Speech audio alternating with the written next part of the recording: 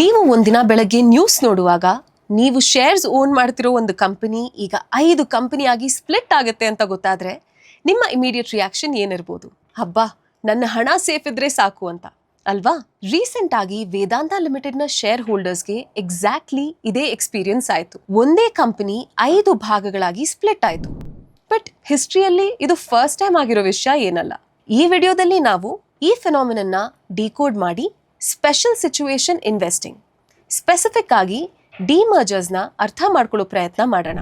ಇದೇ ಸ್ಟ್ರಾಟಜಿಯ ಮುಖಾಂತರ ಒಬ್ಬ ಇನ್ವೆಸ್ಟರ್ 10 ವರ್ಷದಲ್ಲಿ ಸುಮಾರು 50% ಆನ್ಯುಯಲ್ ರಿಟರ್ನ್ಸ್ನ ಜನರೇಟ್ ಮಾಡಿದ್ರು. ಇಂಥ ಇವೆಂಟ್ ಸ್ಪೆಸಿಫಿಕ್ ಸ್ಟಾಕ್ಸ್ನ ಫೋಮೋ ಇಲ್ಲದೆ ಅಥವಾ ಯಾವುದೇ ನೆರೆಟಿವ್ನ ಬ್ಲೈಂಡ್ಲಿ ಫಾಲೋ ಮಾಡದೆ ಹೇಗೆ ಎವ್ಯಾಲ್ಯೂಯೇಟ್ ಮಾಡೋದು ಅಂತ ತಿಳ್ಕೊಳ್ಳೋಣ ಬನ್ನಿ.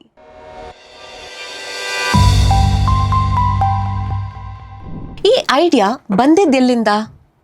1949ರಲ್ಲಿ Benjamin Graham, who is considered the pioneer of value investing, ಒಂದು ಬುಕ್ನ ಪಬ್ಲಿಷ್ ಮಾಡ್ತಾರೆ, ದ ಇಂಟೆಲಿಜೆಂಟ್ ಇನ್ವೆಸ್ಟರ್ ಅಂತ. ಈ ಬುಕ್ನಲ್ಲಿ ಅವರು ಸ್ಪೆಷಲ್ ಸಿಚುವೇಶನ್ಸ್ ಆರ್ ವರ್ಕ್ಔಟ್ಸ್ ಅನ್ನೋ ಕಾನ್ಸೆಪ್ಟ್ನ ಡಿಸ್ಕಸ್ ಮಾಡ್ತಾರೆ.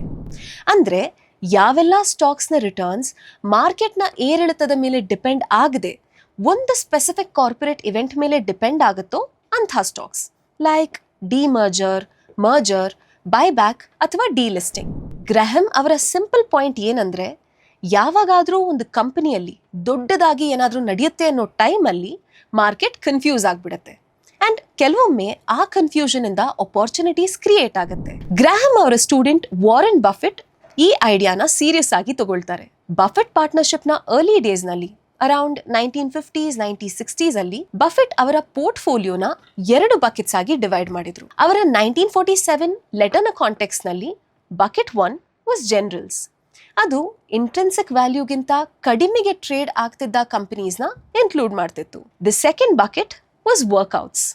ಅದು special situations, corporate events, demergers, mergers, restructurings ಇದನ್ನೆಲ್ಲ ಇನ್ಕ್ಲೂಡ್ ಮಾಡ್ತಿತ್ತು.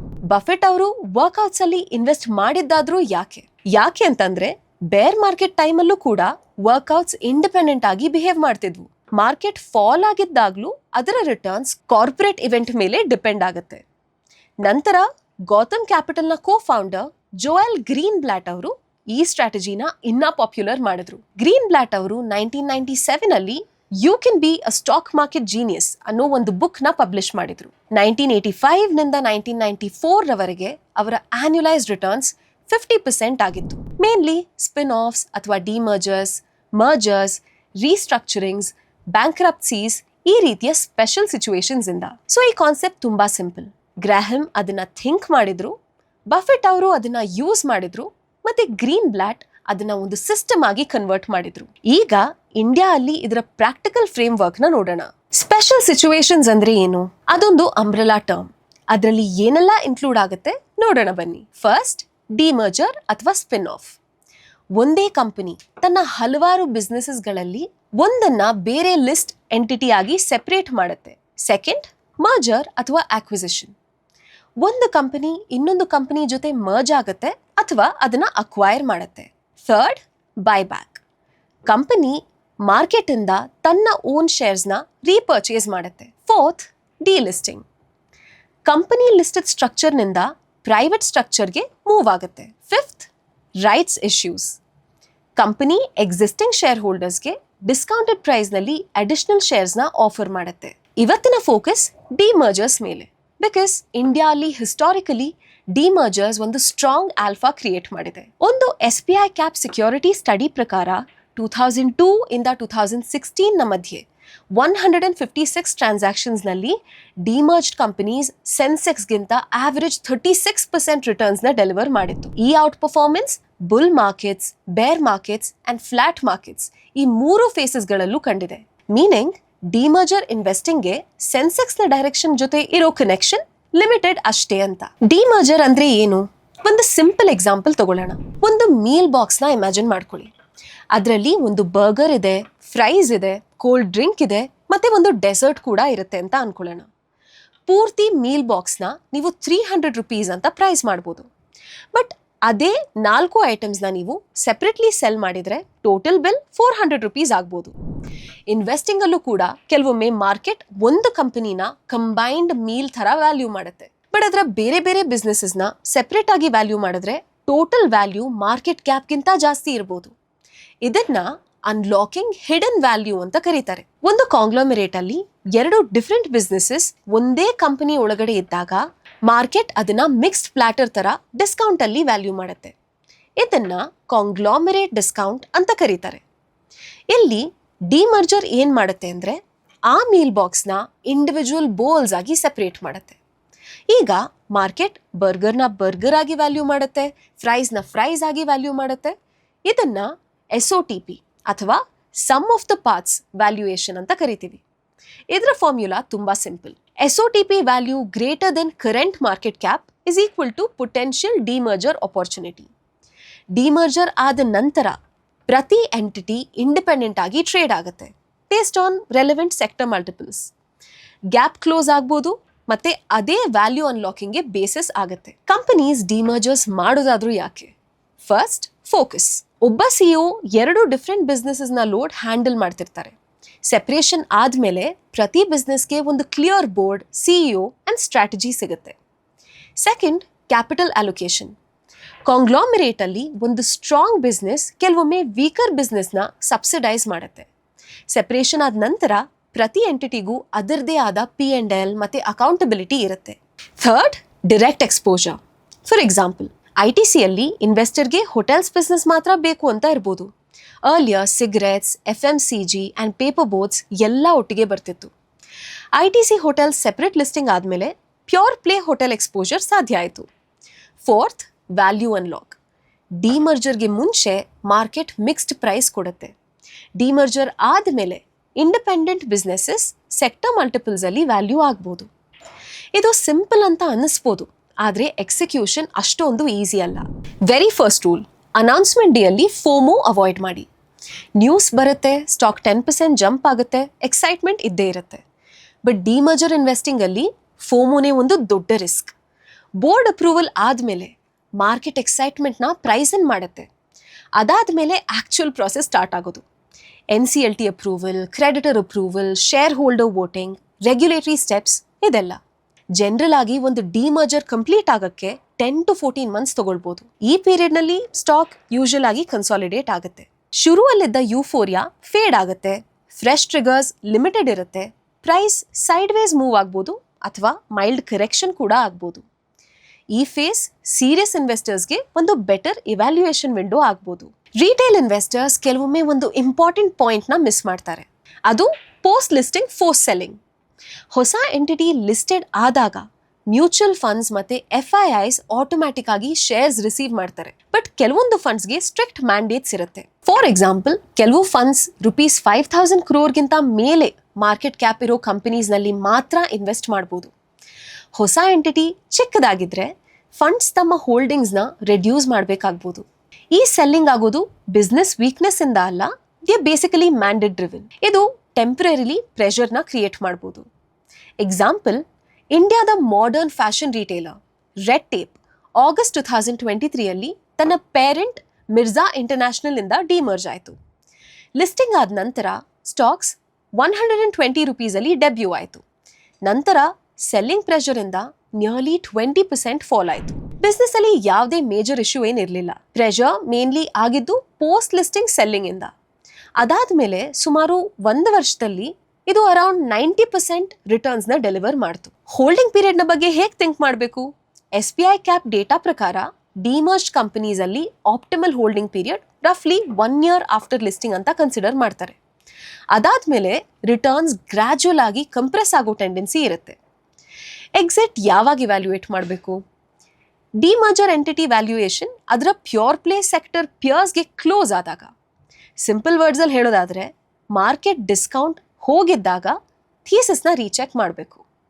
ಬ್ರಾಡ್ಲಿ 3 ರೀತಿಯ ಇನ್ವೆಸ್ಟರ್ಸ್ ಇರ್ತಾರೆ. Investor A, pre listing buyer. Consolidation ಫೇಸಲ್ಲಿ ಎಂಟ್ರಿನ ಇವ್ಯಾಲ್ಯೂಯೇಟ್ ಮಾಡ್ತಾರೆ. ಪೊಟೆನ್ಷಿಯಲ್ ಎಂಟ್ರಿ ಕಡಿಮೆ ಇರುತ್ತೆ, ಆದರೆ ರಿಸ್ಕ್ ಜಾಸ್ತಿ ಇರುತ್ತೆ. ಹೀಗಿದ್ದಾಗ deep research is very necessary. Investor B, post listing buyer. Forced selling ಡಿಪ್ಗೆ ವೇಟ್ ಮಾಡ್ತಾರೆ. ಎಂಟ್ರಿ ಸ್ಲೈಟ್ ಆಗಿ ಜಾಸ್ತಿ ಇರ್ಬೋದು, ಬಟ್ ಕ್ಲಾರಿಟಿ ಅಂತೂ ಬೆಟರ್ ಇರುತ್ತೆ. ರಿಟೇಲ್ ಇನ್ವೆಸ್ಟರ್ಸ್ಗೆ ಇದು ರಿಲೇಟಿವ್ಲಿ ಸೇಫರ್ ಅಪ್ರೋಚ್ ಆಗ್ಬೋದು. Investor C, proof seeker. 2 to 3 quarter execution track ರೆಕಾರ್ಡ್ನ ಅಬ್ಸರ್ವ್ ಮಾಡಿದ ಮೇಲೆ ಎಂಟ್ರಿನ ಎವ್ಯಾಲ್ಯೂಯೇಟ್ ಮಾಡ್ತಾರೆ. ಇದು ಕನ್ಸರ್ವೇಟಿವ್ ಅಪ್ರೋಚ್ ಹೌದು, ಬಟ್ ರಿಟರ್ನ್ಸ್ ಕಂಪ್ರೆಸ್ ಆಗ್ಬೋದು. ಈ 3 ಅಪ್ರೋಚಸ್ ಕೂಡ ವ್ಯಾಲಿಡ್.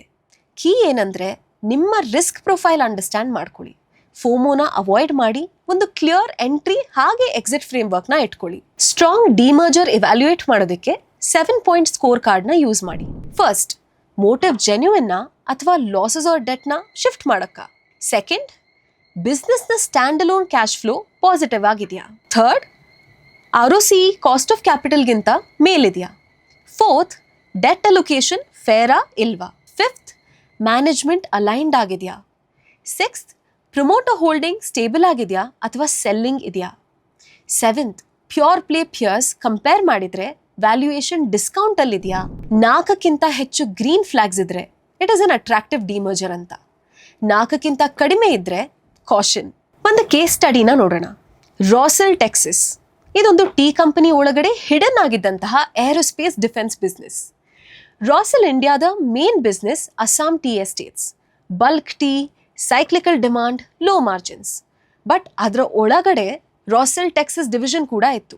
ಅದು ಬೆಂಗಳೂರು ಹತ್ರ ಇರೋ ಅಡ್ವಾನ್ಸ್ಡ್ ಫೆಸಿಲಿಟಿಯಿಂದ ಆಪರೇಟ್ ಮಾಡ್ತಿತ್ತು.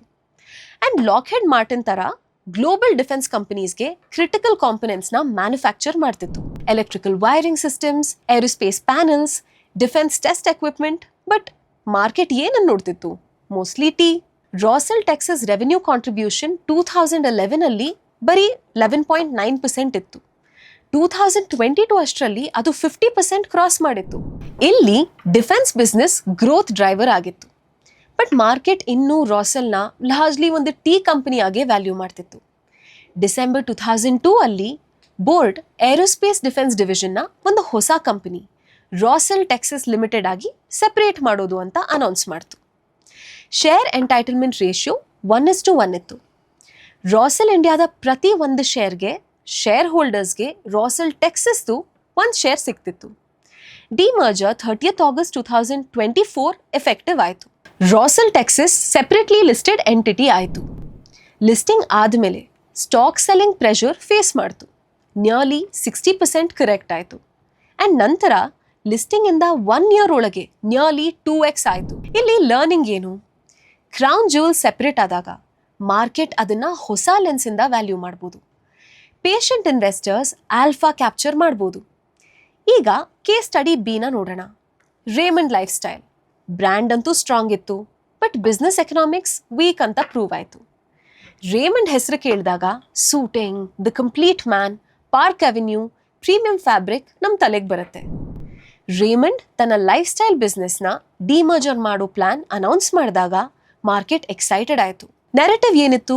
ಇದಕ್ಕೆ ಪ್ಯೂರ್ ಪ್ಲೇ ಫ್ಯಾಷನ್ ವ್ಯಾಲ್ಯೂಯೇಷನ್ ಸಿಗುತ್ತೆ ಅನ್ನೋದು. ಅನೌನ್ಸ್ಮೆಂಟ್ ಆದಮೇಲೆ ಸ್ಟಾಕ್ ಸ್ಟ್ರಾಂಗ್ ರ್ಯಾಲಿ ನೋಡ್ತು. ಯೂಫೋರಿಯಾ ಮತ್ತೆ ಫೋಮೋ ಎರಡೂ ವಿಸಿಬಲ್ ಆಗಿತ್ತು. Raymond lifestyle 5th September 2024 exchanges ಅಲ್ಲಿ 3020 ರೂಪೀಸ್ಗೆ ಲಿಸ್ಟೆಡ್ ಆಯಿತು. ಜುಲೈ 2026 ಅಷ್ಟರಲ್ಲಿ ಸ್ಟಾಕ್ ನಿಯರ್ಲಿ 70% ಡೌನ್ ಇದೆ. ಮೋಟಿವ್ ಏನೋ ಲಾಜಿಕಲ್ ಆಗಿತ್ತು, but execution and financial strength ಬಗ್ಗೆ ಕ್ವೆಶ್ಚನ್ಸ್ ಇತ್ತು. ಬ್ರ್ಯಾಂಡ್ ಸ್ಟ್ರಾಂಗ್ ಇತ್ತು, but stand alone profitability weak ಆಗಿತ್ತು. ಕಂಪನಿ ಲಾಸಸ್ ರಿಪೋರ್ಟ್ ಮಾಡಿತ್ತು, ಆಪರೇಟಿಂಗ್ ಮಾರ್ಜಿನ್ಸ್ ಲೋ ಇತ್ತು, ಆ್ಯಂಡ್ ರಿಟರ್ನ್ ರೇಷಿಯೋಸ್ ವೀಕ್ ಆಗೇ ಇತ್ತು. ಇಲ್ಲಿ ನಮಗೆ ಸಿಗೋ ಲರ್ನಿಂಗ್ ಏನು? ಬ್ರ್ಯಾಂಡ್ ವ್ಯಾಲ್ಯೂ ಮತ್ತು ಬಿಸ್ನೆಸ್ ವ್ಯಾಲ್ಯೂ ಎರಡೂ ಸೇಮ್ ಅಲ್ಲ. ರೇಮಂಡ್ ಒಂದು ಐಕಾನಿಕ್ ಬ್ರ್ಯಾಂಡ್, 100 yearsಗಿಂತ ಹಳೆಯದು, ಸ್ಟ್ರಾಂಗ್ ಕನ್ಸ್ಯೂಮರ್ ರೀಕಾಲ್ ಇದೆ. ಬಟ್ ಮಾರ್ಕೆಟ್ ಬ್ರ್ಯಾಂಡ್ ಸ್ಟೋರೀಸ್ಗೆ ರಿವಾರ್ಡ್ ಮಾಡಲ್ಲ, ಬಿಸ್ನೆಸ್ ಎಕನಾಮಿಕ್ಸ್ಗೆ ರಿವಾರ್ಡ್ ಮಾಡುತ್ತೆ. P&L ವೀಕ್ ಇದ್ದರೆ, ಮಾರ್ಜಿನ್ಸ್ ಲೋ ಇದ್ದರೆ, ಡೆಟ್ ಹೈ ಇದ್ದರೆ ಬ್ರ್ಯಾಂಡ್ ನೇಮ್ ಮಾತ್ರ ಸಾಕಾಗಲ್ಲ. ಕರೆಂಟ್ ಅಪ್ಕಮಿಂಗ್ ಡಿಮರ್ಜರ್ಸ್ ಅಲ್ಲಿ Astral, Astra Microwave, BASF India, Pricol and Natco pharma ಥರ ನೇಮ್ಸ್ ಇನ್ಕ್ಲೂಡ್ ಆಗಿವೆ. ಡಿಮರ್ಜ್ಡ್ ಎಂಟಿಟೀಸ್ ಆಸ್ಟ್ರಲ್ನಿಂದ Astral Chemi, Astra ಮೈಕ್ರೋವೇವಿಂದ Astra Space Technologies, BASF ಇಂಡಿಯಾದಿಂದ BASF ಆಗ್ರಿ ಸೊಲ್ಯೂಷನ್ಸ್, ಪ್ರಿಕಾಲ್ನಿಂದ ಪ್ರಿಕಾಲ್ ಆಟೋಟೆಕ್, ನ್ಯಾಟ್ಕೋ ಫಾರ್ಮಾದಿಂದ ನ್ಯಾಟ್ಕೋ ಕ್ರಾಪ್ ಹೆಲ್ತ್ ಸೈನ್ಸಸ್. ಇವುಗಳನ್ನು board approval dates, NCLT approval and basis of demerger terms ಅಲ್ಲಿ further study ಮಾಡ್ಬೋದು. ನೆನಪಿರ್ಲಿ, ಇದೊಂದು ಎಜುಕೇಶನಲ್ ಲಿಸ್ಟ್, ಇನ್ವೆಸ್ಟ್ಮೆಂಟ್ ರೆಕಮೆಂಡೇಶನ್ ಅಲ್ಲ.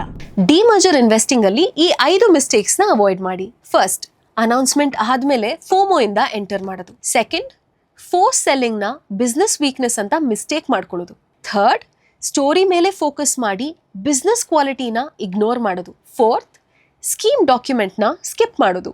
ಫಿಫ್ತ್, ಎಕ್ಸಿಟ್ ಡಿಸಿಪ್ಲಿನ್ನ ಮಿಸ್ ಮಾಡೋದು. ಇಲ್ಲಿ ಸಿಂಪಲ್ ರೂಲ್ ಏನಂದ್ರೆ, ಡಿಮರ್ಜರ್ ಇನ್ವೆಸ್ಟಿಂಗ್ ಅಲ್ಲಿ ಕ್ಯಾಟಲಿಸ್ಟ್ ತುಂಬಾ ಮುಖ್ಯ, but entry, business quality and exit discipline ಕ್ಯಾಟಲಿಸ್ಟ್ಗಿಂತ ಇನ್ನೂ ಇಂಪಾರ್ಟೆಂಟ್. ಸ್ಟೆಪ್ 1, ಡಿಮರ್ಜರ್ ಅನೌನ್ಸ್ ಆಗುತ್ತೆ.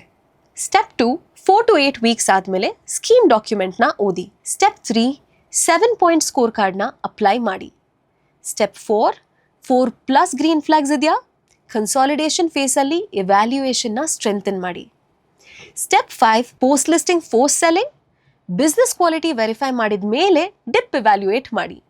ಸ್ಟೆಪ್ 6, ಥೀಸಸ್ನ 12 to 8 ಮಂತ್ಸ್ ಟ್ರ್ಯಾಕ್ ಮಾಡಿ. ಸ್ಟೆಪ್ 7, ವ್ಯಾಲ್ಯೂಯೇಷನ್ ಪ್ಯೂರ್ ಪ್ಲೇ ಪಿಯರ್ಸ್ಗೆ ಕ್ಲೋಸ್ ಆಯ್ತಾ ಅಂತ ನೋಡಿ ಎಕ್ಸಿಟ್ ಫ್ರೇಮ್ವರ್ಕ್ ಎವ್ಯಾಲ್ಯೂಯೇಟ್ ಮಾಡಿ. That's it. ಇದು ಯಾವ ರಾಕೆಟ್ ಸೈನ್ಸು ಅಲ್ಲ, just insider information. Patience, research, discipline ಇದಿಷ್ಟೇ ಬೇಕಾಗಿರೋದು. ಡಿಮರ್ಜರ್ ಒಂದು ಫ್ರೀ ಮನಿ ಅಂತ ಅಲ್ಲ, ಅದು ಪ್ರಿಪೇರ್ಡ್ ಇನ್ವೆಸ್ಟರ್ಸ್ಗೆ ರಿವಾರ್ಡ್ ಮಾಡೋ ಒಂದು ಸ್ಟ್ರಕ್ಚರ್ಡ್ ಅಪಾರ್ಚುನಿಟಿ. ಈಗ ಎಲ್ಲ ಇನ್ವೆಸ್ಟರ್ಸ್ನ ಕೈಯಲ್ಲಿದೆ. ಸ್ಕೋರ್ ಕಾರ್ಡ್ನ ಬೇಸಿಸ್ ಮೇಲೆ ಡಿಸಿಷನ್ಸ್ ತಗೊಳ್ಳಿ, ಸ್ಟೋರಿ ಆಧರಿಸಿ ಅಲ್ಲ. ಸರಿ, ನೆಕ್ಸ್ಟ್ ವಿಡಿಯೋಲಿ ಸಿಗೋಣ. ಬಾಯ್.